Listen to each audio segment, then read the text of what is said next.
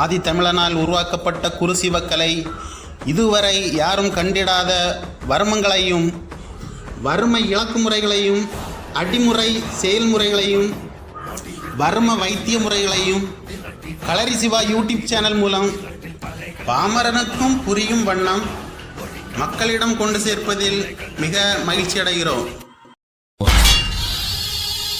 வணக்கம்.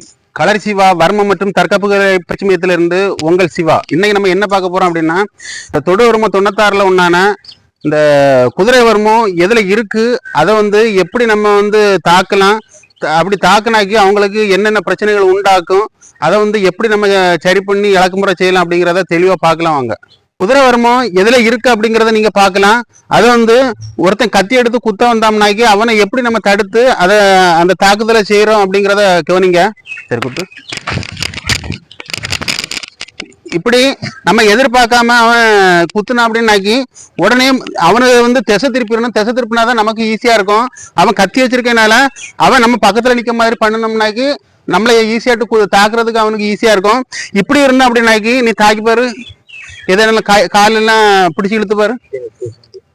காலை பிடிச்சி ஒண்ணுமே அந்த காலை வச்சு ஒண்ணுமே பண்ண முடியாது. ஏன்னா ஃபுல் லோடு அங்க இருக்கு, அந்த வெயிட் அங்க இருக்கும்போது எதுவுமே பண்ண முடியாது. எது பண்ணாலும் அவங்களுக்கு மூஞ்சி போய் கீழே குத்தம். அப்ப இந்த காலை இதுல பிடிங்க, இந்த முட்டுக்கும் கொஞ்சம் கீழே இந்த இடத்துல பிடிங்க. பிடிச்சிக்கிட்டு இதுல லேசா நீங்க அழுத்தினா போதும். அதிகமாட்டு நீங்க அழுத்தம் கொடுக்காங்க. அதிகமாட்டு அழுத்தம் கொடுத்தாச்சுனாக்கி இந்த நரம்பு பாதிக்கப்படும். பாதிக்கப்பட்டு அவனுக்கு கால் செயலிழந்து போகும்.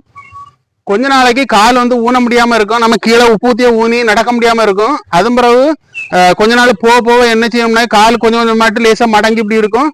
அந்த காலை ஊனி நம்ம நடக்க முடியாது, பயங்கர வலியாட்டு இருக்கும். கால் அது ரொம்ப நாள் ஆகும்போது சுத்தமாட்ட இது செயலிழந்து போகும். அதனால இதை லேசா ஒரு சின்ன அழுத்தத்தை கொடுத்தாலே உங்களுக்கு தெரியும். இங்கோ பாருங்க, இங்க திரும்ப இந்த இடத்துலதான் இருக்கு. இந்த இடத்துல நீங்க லேசா அழுத்தம் கொடுத்து பார்த்தாலே உங்களுக்கு தெரியும். லேசா அழுத்தம் கொடுத்தாலே அது கடுமையான வலியா இருக்கும். அதை ரொம்ப அதிகமாட்ட அழுத்தத்தை கொடுத்துறாதுங்க. அது கால் செயலிழந்து போகும். வர்மத்தை எப்படி நம்ம கொடுக்கணும் அப்படிங்கிறத பார்த்தோம். இனிமே அந்த வர்மத்துல அடிபட்டா நம்ம எப்படி இலக்குமுறை செய்யணும் அப்படிங்கிறத பார்க்கலாம். இப்போ நம்ம வர்மத்தை எப்படி தாக்கணும் அப்படிங்கிறத அந்த காலில் காணிச்சோம். இப்போ உங்களுக்கு வீடியோ தெரியறதுக்காண்டி இந்த காலில் காணிக்கிறேன். வர்ம புள்ளி இருக்கக்கூடிய இடம் இதுலதான் பாத்துருங்க. இந்த ஜாயிண்ட பார்த்தாலே தெரியும். இதுல நீங்க லேசா தொட்டாலே அது பெரிய விளைவா இருக்கும். அதை நீங்க பார்த்தாலே தெரியும். லேசா கை வச்சு பார்த்தாலே தெரியும். அப்ப இந்த இடத்துல அடிபட்டு அப்படின்னாக்கி இது விறுவிறுன்னு இந்த நரம்பு ஃபுல்லாவே நம்மளுக்கு நல்லா இழுத்து வலி, அதிகமாட்டு வலி இருக்கும். கீழே ஊனிய முடியாது. காலை ஊன்றதுக்கு ரொம்ப கஷ்டமா இருக்கும். கடுமையான வலியோடி இருக்கும். அது கொஞ்ச நாள் போகும்போது கால் மரத்து போய் கால் நம்ம எங்க ஊன்றமா ஊனலையா அப்படிங்கிறது தெரியாத அளவுக்கு இருக்கும். அப்ப இதை நம்ம இலக்குமுறை செய்துட்டோம்னாக்கி உடனே இலக்குமுறை செய்தா ரொம்ப ஈஸியாவே இருக்கும். அதை இந்த இடத்துல அதிகமான வலி இருந்தா லேசா நல்லெண்ணெய் சூடு பண்ணி லைட்டா ஒத்தனம் கொடுத்து விடுங்க. ஒத்தனம் கொடுத்து கொஞ்சம் எண்ணெயை போட்டு இந்த காலை இங்க இருந்து லேசா இப்படி இந்த மாதிரி அழுத்தத்தை கொடுங்க. இப்படி பிடிச்சிடுங்க. விரல இந்த முடிச்சுக்க உள்ள கொடுக்கணும். பாத்துருங்க, 2 கையில உள்ள விரலையும் நடு விரல உள்ள இந்த முடிச்சுக்க உள்ள கொடுத்துடணும். கொடுத்துட்டு இப்படி இழுத்தாப்புல ஃபுல்லாவே காலு உப்பு குத்தி வரைக்கும் இந்த மாதிரி பண்ணணும். இப்படி நல்லா மசாஜ் பண்ற மாதிரி பிடிச்சு விட்டு இப்படி பண்ணிட்டே இருக்கணும். இப்படி பண்ணும்போது அந்த நரம்பு கொஞ்சம் தொய்வு விடும். நீங்க நரம்பு இந்த நரம்பு செயல்பாட்டை இழந்து போகக்கூடியதா நம்ம இப்படி மசாஜ் பண்ணும்போது அது கொஞ்சம் தொய்வடையும். தொய்வடைஞ்சு நரம்பு வலி கொஞ்சம் குறையும். இப்படி பண்ணணும். பண்ணிக்கிட்டு அதன் பிறகு கொஞ்சம் நல்லெண்ணெயை போட்டு நல்லா நீவி விட்டுறணும். இப்படி இங்க இருந்து இப்படி நல்லா தடவி இப்படி நீவி விடணும். நீ விட்டுக்கிட்டு அந்த காலை இந்த முடிச்சுல நம்ம இப்படி விரல கொடுத்து இப்படி காலை மடக்கணும். மடக்கி ஒரு 5 தடவையாவது இப்படி மடக்கி எடுக்கணும். இப்படி மடக்கி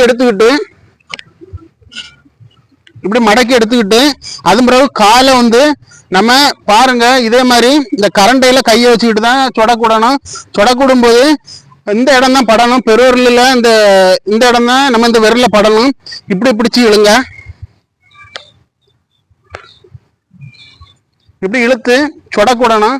இப்படி நம்ம சொடக்கு விட்டு அதை நல்லெண்ணெய் போட்டு லேசா ராவணம்னா கிளியர் ஆயிரும். அப்படி வலி அதிகமாட்டு இருந்தனாக்கி லேசா நல்லெண்ணெயை சூடு பண்ணி இந்த உப்பை ஒரு துணியில கட்டி அதை ஒத்தனம் கொடுத்துட்டாங்க. 3 நாளையிலே சுத்தமாட்டு கால் கிளியர் ஆயிரும். இன்னைக்கு நம்ம குதிரை வருமத்தை எப்படி கொடுக்கணும், அதை எப்படி இலக்குமுறை செய்யணும் அப்படிங்கிறத பார்த்தோம். நீங்க இந்த வருமக்கலை வீடியோவை நீங்க பார்த்துட்டு வரும்போது உங்களுக்கு அடிபடுறது சகஜம். எல்லா விளையாட்டுலயும் யாருக்காவது அடிபட தான் செய்யும், அதை ஒன்றும் தவிர்க்க முடியாது.